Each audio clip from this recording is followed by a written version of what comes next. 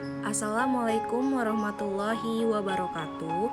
Perkenalkan, kami dari kelompok 6 ingin mempresentasikan dan mensimulasikan teknik-teknik hubungan konseling perorangan.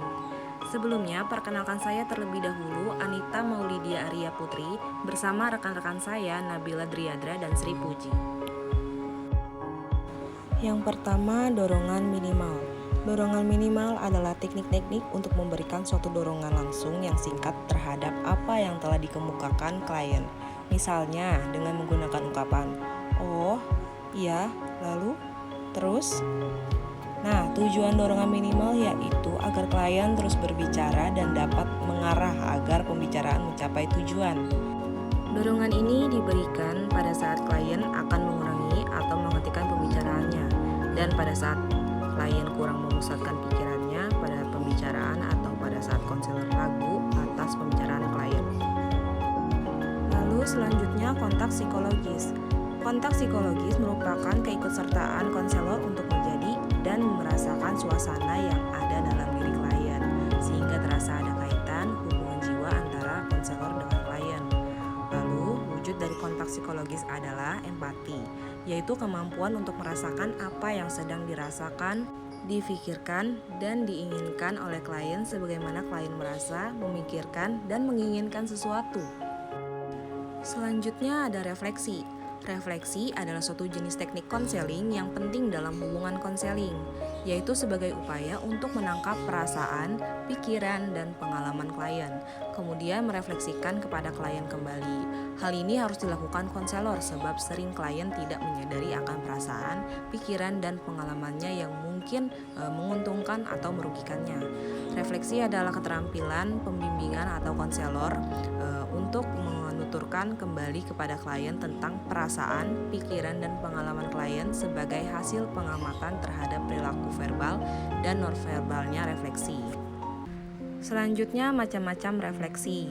Yang pertama itu ada refleksi perasaan. Keterampilan konselor untuk dapat memantulkan perasaan klien sebagai hasil pengamatan verbal dan nonverbalnya. Lalu yang kedua, refleksi pikiran. Keterampilan pembimbing atau konselor untuk memantulkan ide, pikiran, pendapat klien sebagai hasil pengamatan terhadap perilaku verbal atau nonverbal. Lalu yang ketiga, refleksi pengalaman. Keterampilan konselor untuk merefleksikan pengalaman klien terhadap hasil pengamatan perilaku verbal atau nonverbal. Lalu refleksi perasaan. Refleksi perasaan merupakan keterampilan konselor untuk merespon keadaan perasaan klien terhadap situasi yang sedang dihadapi. Kemampuan ini akan mendorong dan merangsang klien untuk mengemukakan segala sesuatu yang berhubungan dengan masalah yang sedang dihadapinya. Merefleksikan perasaan klien merupakan suatu teknik yang ampuh, karena melalui tindakan keterampilan tersebut akan terwujud suasana keakraban dan sekaligus pemberian empati dari konselor kepada klien. Aspek-aspek keterampilan refleksi perasaan. Yang pertama, mengamati perilaku klien, lalu mendengarkan dengan baik, menghayati pesan yang disampaikan, mengenali perasaan, menyimpulkan perasaan, menyeleksi kata, dan yang terakhir mengecek kembali perasaan klien.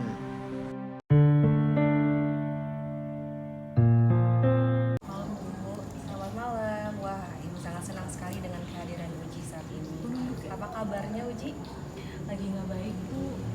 Lagi tidak baik? Iya. Mengapa tidak baik? Perasaan saya tuh sedang bingung, terus sedih. Kenapa begitu? Lebih baik kita bicarakan sama-sama. Akan lebih baik kan nanti solusinya? Saya pikir juga seperti itu Bu. Bisa Uji ceritakan permasalahan Uji itu seperti apa? Baik Bu, dengan senang hati saya akan menceritakannya. Tapi saya mohon untuk dirahasiakan karena ini masalah pribadi saya Bu. Baik, Ibu akan menjaga semua rahasia kamu. Jadi, apa yang ingin kamu ceritakan dengan leluasa dan tenang? Jadi gini Bu, saya sering merasa tidak percaya diri untuk tampil di depan kelas, apalagi di saat presentasi di depan kelas. Ya, lalu bagaimana? Apa yang kamu rasakan? Setiap saya tampil di depan kelas itu rasanya kayak bingung harus berkata apa. Terus bibir saya jadi merasa kayak kaku gitu. Selanjutnya, apa yang kamu lakukan ketika kamu merasa tidak percaya diri? Saya diem aja Bu. daripada saya malu depan teman-teman saya karena saya gemeteran. Apakah dengan cara demikian kamu merasa lebih senang dan nyaman di kelas? Tidak sih Bu, tapi saya terus berpikir, Mungkin kamu berpikir kalau segala sesuatu itu harus sempurna tanpa ada kesalahan sedikit pun. Apakah demikian? iya Bu, saya orangnya memang seperti itu. Segala sesuatu yang saya kerjakan harus dengan sempurna, walaupun itu tidak mungkin. Mungkin ini juga yang membuat saya seperti ini. Berarti masalah kamu itu tentang bagaimana kamu berpresentasi dan menjawab pertanyaan dosen supaya tidak gugup. Iya Bu, dan saya bingung harus bagaimana. Saya tapi terus berusaha untuk bisa percaya diri tampil di depan kelas. Ya, bagus sekali kalau kamu sudah memahami masalah yang kamu alami, yaitu bagaimana kamu bisa presentasi dan tidak gugup untuk menjawab pertanyaan dari dosen. Iya Bu, saya sangat ingin sekali bisa tampil percaya diri di depan kelas. Tapi rasanya sulit sekali. Lalu, apakah kamu sudah punya cara untuk mengatasi masalah kamu tentang tidak percaya diri saat presentasi dan gugup menjawab pertanyaan dosen? Saya masih bingung Bu. Lalu, apa yang membuat kamu masih merasa bingung? Saya takut Bu, jika nanti saya salah saat menjawab pertanyaan dari dosen, atau ketika saya presentasi, saya takut nanti ditertawakan dengan teman-teman saya. Apakah kamu sudah berusaha untuk melakukan yang terbaik? Rasanya belum Bu. Jika mencobanya saja kamu belum, lalu kenapa kamu bisa berpikiran negatif seperti itu? Nah, itu yang saya tidak mengerti Bu. Tapi saya akan berusaha melakukan yang terbaik Bu, agar saya bisa percaya diri untuk presentasi dan menjawab pertanyaan dari dosen. Baiklah, apa kira-kira rencanamu sementara sebagai pegangan untuk tindakan selanjutnya? Pertama, saya akan berlatih dan belajar tentang materi yang akan saya presentasikan. Terus yang kedua, saya akan berpenampilan rapi sehingga saya akan merasa lebih percaya diri. Dan yang ketiga, saya akan berdoa dulu sebelum tampil agar saya merasa lebih tenang.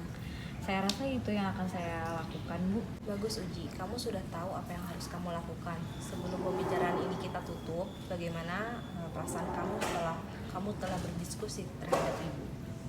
Saya lebih merasa tenang setelah melakukan konseling. Kecemasan dan ketakutan yang saya alami mulai menurun, dan saya juga lebih tahu untuk langkah-langkah apa yang harus saya lakukan untuk mengatasi rasa tidak percaya diri saya ini. Jadi kesimpulannya adalah yang pertama, kamu harus berlatih dan belajar dulu tentang materi yang akan kamu presentasikan. Lalu yang kedua, kamu harus berpenampilan rapi sehingga kamu merasa lebih percaya diri. Lalu yang ketiga, kamu harus selalu berdoa sebelum presentasi. Apakah kamu yakin untuk melakukan hal itu? Iya Bu, saya yakin. Lalu apa ada yang ingin kamu sampaikan lagi kepada ibu? Saya rasa cukup Bu. Baik, kita tutup aja pembicaraan kita kali ini. Ibu sangat senang sekali jika Uji telah berbagi cerita kepada ibu dan Uji mau sharing-sharing dan bisa mengasih kepercayaan kepada ibu. Jadi kita akhiri aja ya. Iya Bu, terima kasih sudah mendengarkan.